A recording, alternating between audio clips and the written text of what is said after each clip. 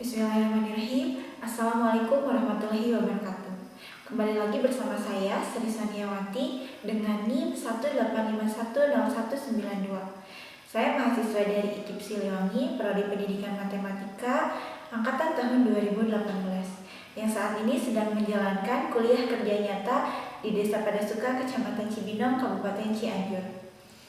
Pada video kali ini saya akan memperlihatkan wawancara saya bersama guru pendamping siswa belajar di sekolah pada masa pandemi COVID-19 ini. Mari kita simak.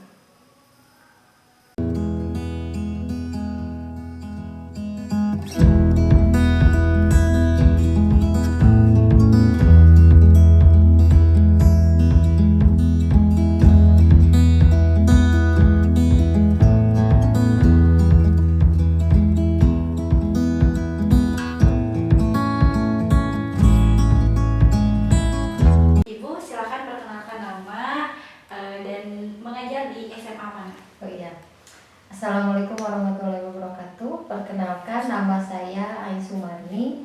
Saya mengajar di SMA 2 Cibinong, Kabupaten Cianjur, mengajar matematika wajib, kemudian menjabat juga sebagai kurikulum. Ya, terima kasih. Ibu, pada masa pandemi COVID-19 ini tidak diizinkan pembelajaran tatap muka.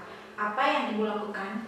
Pembelajaran tetap berlangsung, namun disesuaikan dengan kondisi keadaan siswa yang sebagian kecil itu di lokasi rumahnya itu kurang mendapatkan koneksi internet, jaringan internet tidak ada atau kurang stabil, ataupun perangkat HP yang dimiliki anak, ada yang memiliki, ada yang tidak memiliki, ada yang memiliki juga kadang tidak support untuk pembelajaran daring. Maka dari itu kami mensiasatinya dengan menggunakan WA group. Baik, nah media apa yang Ibu manfaatkan selama pembelajaran daring? Media sosial yang kami gunakan untuk pembelajaran adalah WA dan Messenger. Ya, Messenger. Kebanyakan kan anak itu tidak kurang memiliki kuota ya. Jadi kalau dalam Messenger itu mereka menggunakan mode gratis, jadi bisa.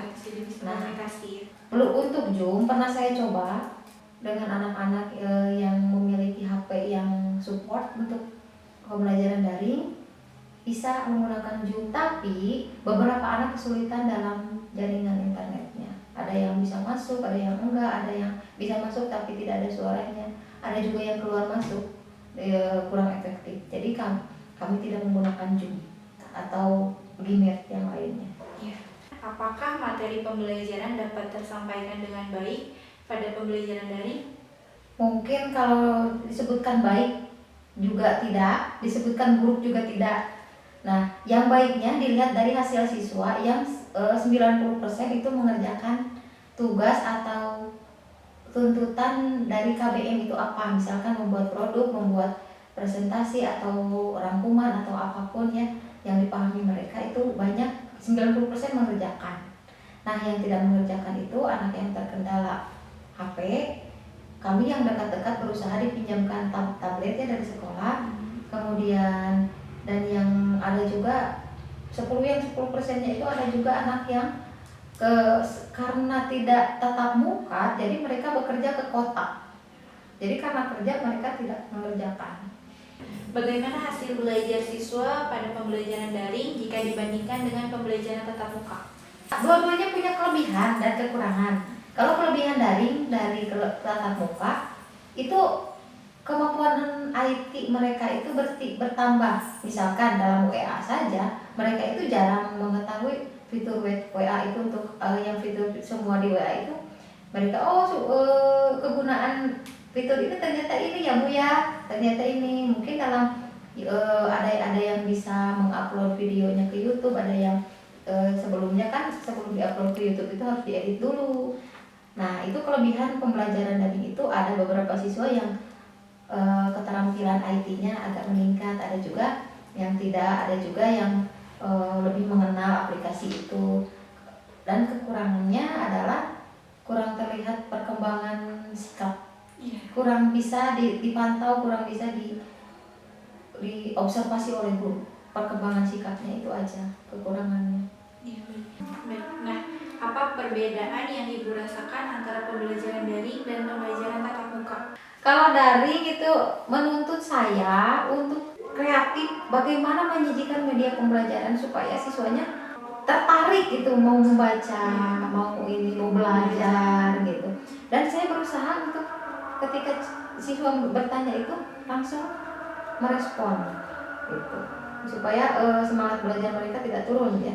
Kemudian yang menarik yang saya rasakan ketika pembelajaran daring juga kadang bosan, kadang lelah gitu, kadang juga menyenangkan. Jadi menyenangkannya bisa memperoleh ilmu baru mengenai sistem pembelajaran dengan menggunakan aplikasi ini itu walaupun belum bisa diterapkan.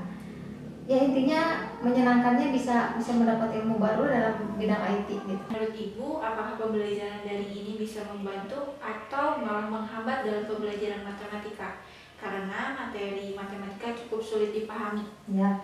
Untuk di tempat saya dengan kondisi siswa dan geografis tempat tinggal mereka ini sangat menghambat kalau full daring.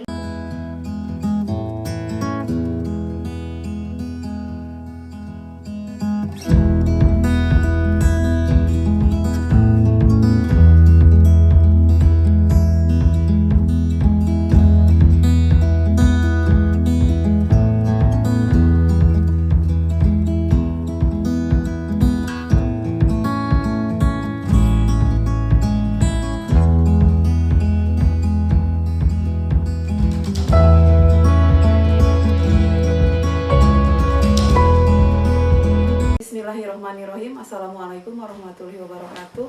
Perkenalkan, nama saya Liawati Sugandi. Saya adalah salah satu staf pengajar di SD Negeri Cicatang, Kecamatan Cibinong, Kabupaten Cianjur.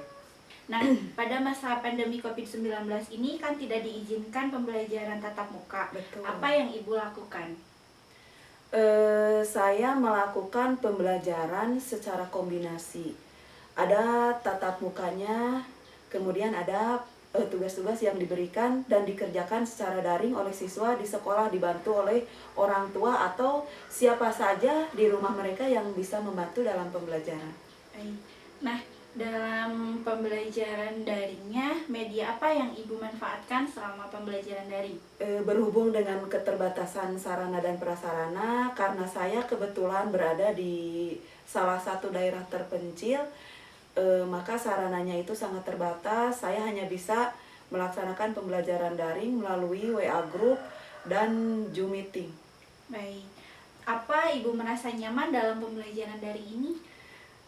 Sebenarnya kurang nyaman. Kurang nyamannya itu karena dengan pembelajaran daring itu kemampuan dan sarana yang serba terbatas untuk sekolah saya.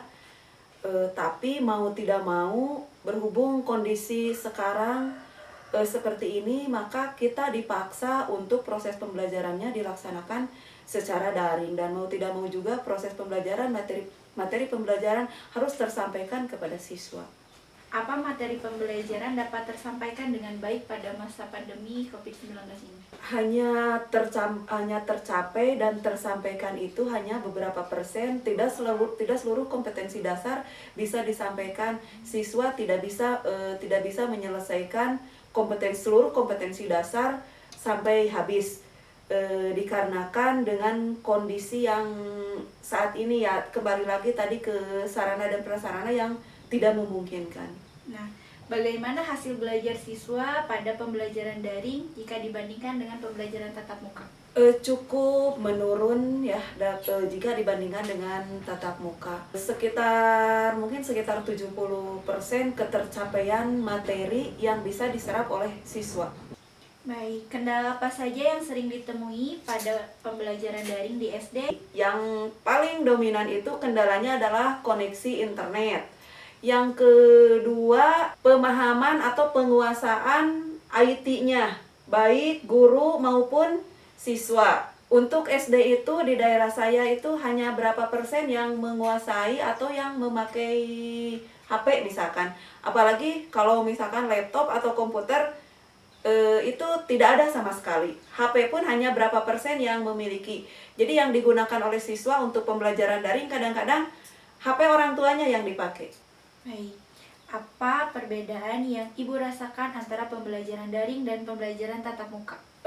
Dari segi penilaian dan penyampaian materi ya, kalau penyampaian misalkan kalau dalam penyampaian materi saya bisa lebih leluasa mempraktekkan, memberikan materi, mengajak siswa secara langsung, baik itu di kelas ataupun mengajak siswa keluar kelas. Nah, kalau untuk daring itu kita dipaksa ya, mau tidak mau hanya terbatas di ruang Zoom saja atau di ruang grup saja. Kemudian contoh-contoh pun kita hanya bisa memperlihatkan misalkan dengan mengambil dari link orang lain. Contoh-contohnya seperti ini. Kalau tatap muka kita bisa mempraktekkan secara langsung kepada siswa. Siswa pun bisa secara langsung. Tapi kalau secara daring memang agak sulit sih, tapi mungkin kalau kedepannya kalau sudah terbiasa mungkin banyak lagi inovasi-inovasi terbaru yang bisa dicoba. Selanjutnya, apa saran Ibu tentang pembelajaran daring ini?